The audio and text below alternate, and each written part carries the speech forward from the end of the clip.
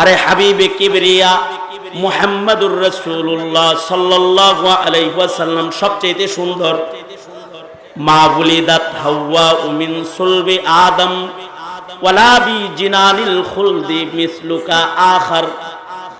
মায়ের জাত এই পৃথিবীর মাটিতে আমার নবীর চেয়ে সুন্দর চেহারার সন্তান প্রসব করে নাই। কিয়ামত পর্যন্ত আমার নবীর চেহারার সৌন্দর্যের চেয়ে সুন্দর চেহারার মানুষ এই পৃথিবীর মাটিতে জন্মগ্রহণ করবে না। এমনকি আমার নবীকে আল্লাহ তাআলা এত সুন্দর বানাইছেন যে আমার নবীর চেয়ে সুন্দরতম কিছু আল্লাহর জান্নাতুল ফিরদাউসেও আল্লাহ তাআলা বানান নাই। সৌন্দর্যের অহংকার যদি মানায় তাহলে আমার রাসূলকে মানায়, সৌন্দর্যের অহংকার যদি মানায় তাহলে আমার নবীজিকে মানায়, শিক্ষার অহংকার যদি মানায় তাহলে আমার নবীকে মানায়। আমার নবীকে আল্লাহ তাআলা এই পরিমাণ ইলম দান করেছিলেন যে আল্লাহ নিজে হয়েছেন শিক্ষক, আমার নবীকে বানাইছেন সরাসরি ছাত্র। আল্লাহ তাআলা নিজে শিক্ষক হইয়া তার হাবিবকে সকল ইলম দান করেছেন। এমন কোন ইলম যা আমার রাসূলকে আল্লাহ তাআলা দেন নাই? উতিতু ইলমাল আউয়ালিনা ওয়াল আখিরিন। আল্লাহর রাসূল বলেন আউয়ালিনের ইলম আল্লাহ আমাকে দান করেছে, আখিরিনের ইলম আল্লাহ আমাকে দান করেছে।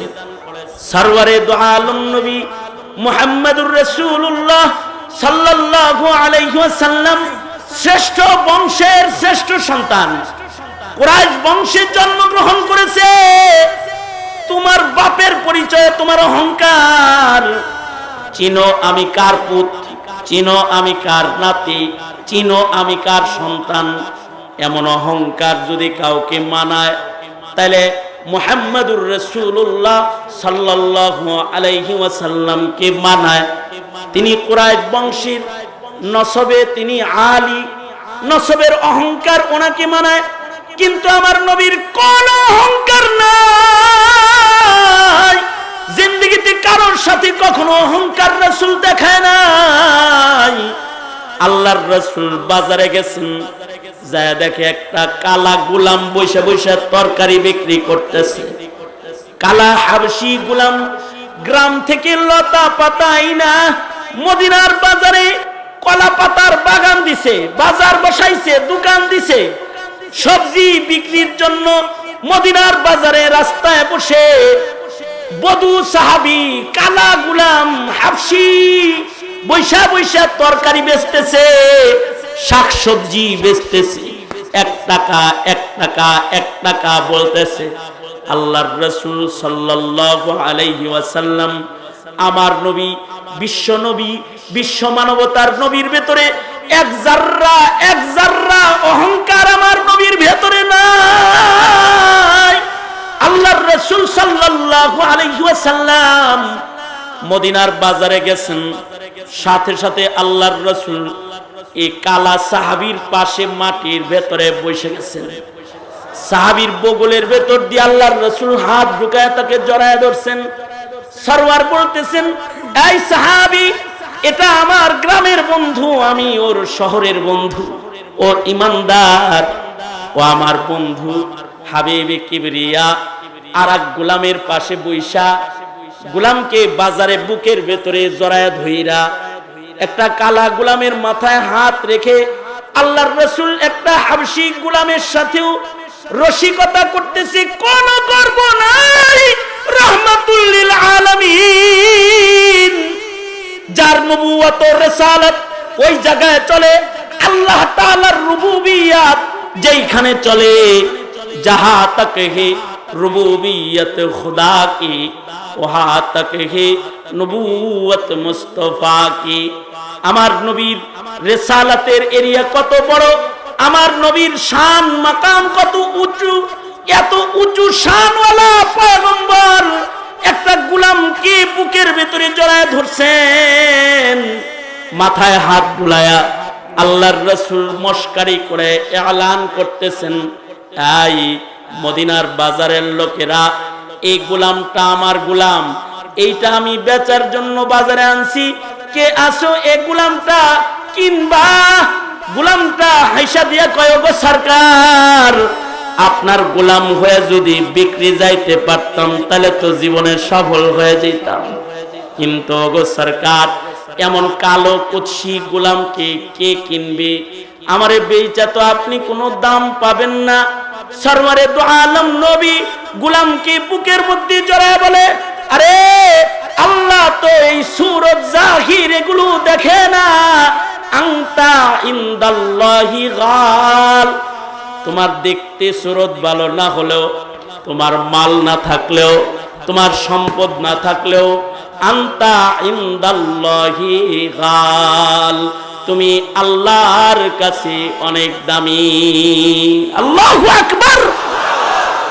এ কারণে একটা মুমিনের মূল্য, একটা মুমিনের মূল্যায়ন, এটা তার শিক্ষার দ্বারাই হয় না, এটা তার সৌন্দর্যের দ্বারাই হয় না। একটা মুমিনের মূল্যায়ন প্রতিষ্ঠিত হয় তার আত্মিক সৌন্দর্যের দ্বারাই, তার কলবি তাহারাতের দ্বারাই তার মূল্য প্রতিষ্ঠা হয়। একজন মানুষের ক্ষমতার দ্বারা তার মূল্য প্রতিষ্ঠা হয় না আল্লাহ পাকের কাছে। নবী আলাইহিস সালাতু ওয়াস সালামের ক্ষমতাও তো আল্লাহ পাক অনেক দান করেছিলেন।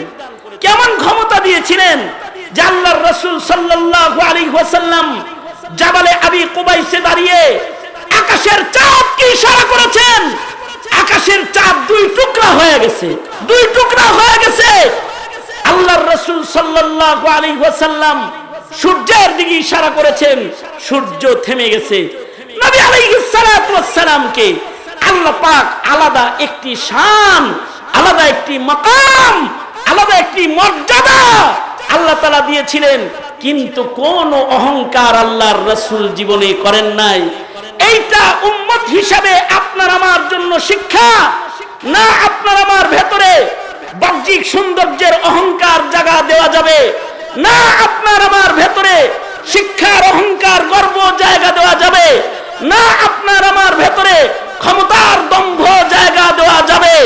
আপনাকে আমাকে হতে হবে একজন মুতাওয়াজি বিনয়ী মানুষ, যে মানুষের উপমা শুধুই মাত্র জান্নাতি মানুষ দিয়েই দেওয়া সম্ভব, অন্য কাউকে দিয়ে দেওয়া সম্ভব না।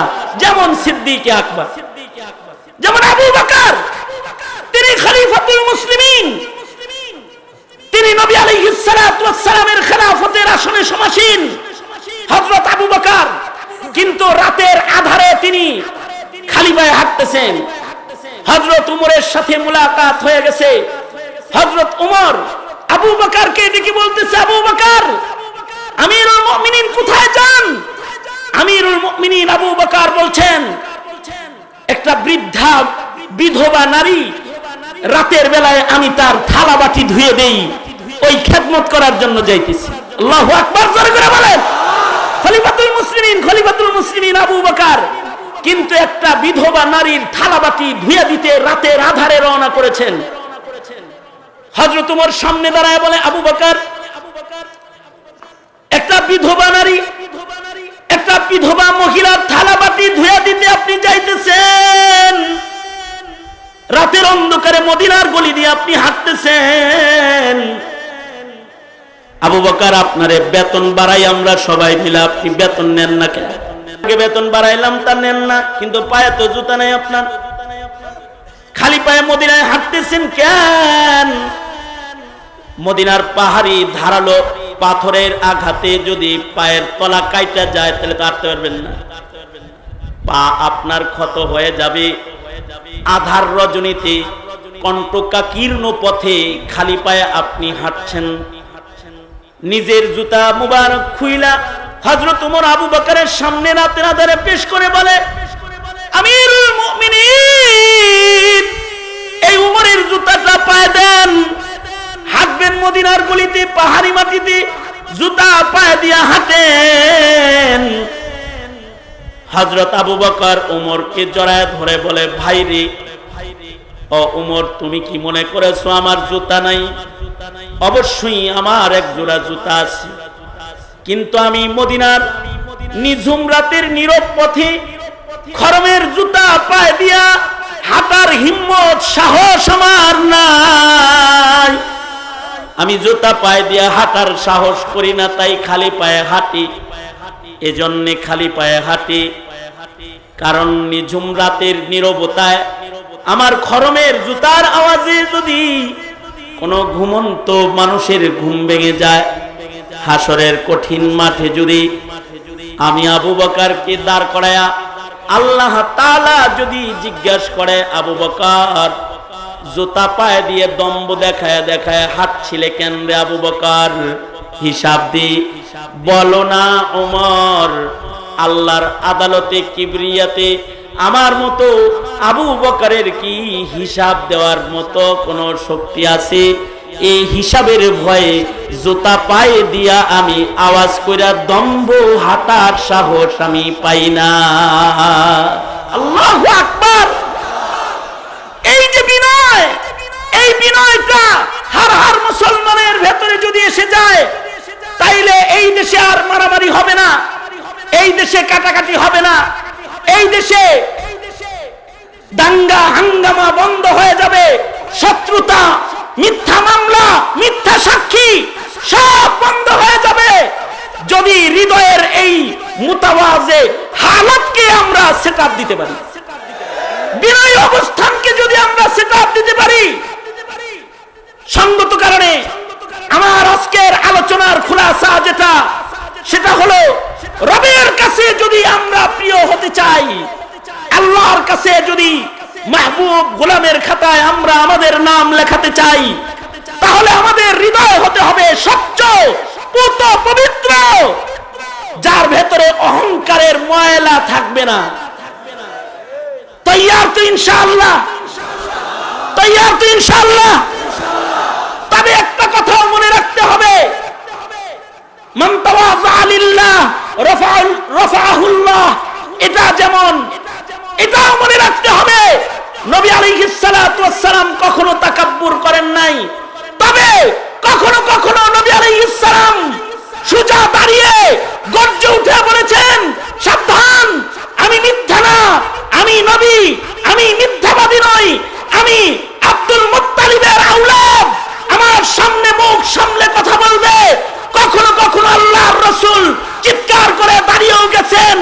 তাওয়াজু আল্লাহর পছন্দের, কিন্তু আত-তাকাব্বুরু মাআল মুতাকাব্বিরি তাওয়াজুন, কখনো কখনো বাতিলকে দম্ভ দেখায় বলেই দিতে হয় যে এটা শাহজালালের মাটি, এটা শাহ মাখদুমের মাটি, এটা ওলি বুজুর্গদের মাটি, এটা ইসলামের দুর্বার ঘাঁটি, এখানে তোমরা ইসলামের বিরুদ্ধাচারণ করবা না, করবা না, এটাও বলে দিতে হয়।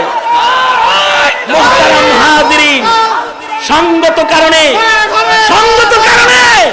মুসলমানরা, আলেম ওলামারা মুসলমানের প্রতিনিধি হিসাবে দাঁড়িয়ে কখনো কখনো বলে যে ভাই এটা মুসলমানের মাটি, এই দেশে ধর্মের বিরোধিতা করেন না, এটা কোনো তাকাব্বুর না, এটা হলো ওই দম্ভ বাহিনী যারা আমাদের দেশের ইসলাম, দ্বীন, ঈমানকে তারা হুমকির মুখে ফেলতে চায়, তাদের বিরুদ্ধে একটি আওয়াজ, এই আওয়াজ যতদিন জমিনে ছিল ততদিন বাতিল মাথা তুলে দাঁড়াতে পারে নাই। সুতরাং এই আওয়াজও দিতে তৈয়ার থাকতে হবে, তাছাড়া কাদিয়ানীদের উত্থান হবে, নাস্তিক মুরতাদের উত্থান হয়ে যাবে। বাংলাদেশের মাটিতে কাদিয়ানীরা মুসলিম পরিচয়ে থাকতে পারবে না, এটা আওয়াজ করে বলে দিতে হবে। এটা শামসুল হক ফরিদপুরীর মাটি, এটা মুজিবুর রহমান বঙ্গবন্ধুর মাটি, এটা ফখরে বাঙ্গালের মাটি, এটা হাফিজজির মাটি, এটা পীরজির মাটি, এরা সবাই মুসলমান। এদেশে কাদিয়ানীরা মুসলিম পরিচয়ে থাকতে পারে না, ঠিক কিনা জোরে আওয়াজ করে বলেন, থাকতে পারে না। মুহতারাম হাজিরিন, মুহতারাম হাজিরিন, তাওয়াজু তো আমাদের শান, তাওয়াজুকে অর্জন করার মেহনত করব। কখনো যদি আমাদের আওয়াজ দিতে হয়, তা আওয়াজ দিয়ে আমরা বাতিলের মোকাবেলা ঐক্যবদ্ধভাবে করতে সব সময় তৈয়ার থাকবেন তো ইনশাআল্লাহ। আল্লাহ তাআলা আমাদের মুরব্বীদের সাথে আমাদেরকে কদম কদম চলার তৌফিক দান করেন, মুতাওয়াজে গোলাম হয়ে জমিনে বসবাস করার তৌফিক দান করেন। যুব প্রজন্মকে যৌবনের অহংকার, শিক্ষিত জনদেরকে শিক্ষার অহংকার, অর্থ মাল সম্পদের মালিকদেরকে মাল সম্পদের অহংকার, ক্ষমতার অহংকার, সব অহংকার থেকে আমাদের সকলকে পুত পবিত্র জিন্দেগি আল্লাহ তাআলা দান করুন। আমিন সুম্মা আমিন। ওয়া আখিরু দাওয়ানা আলহামদুলিল্লাহ।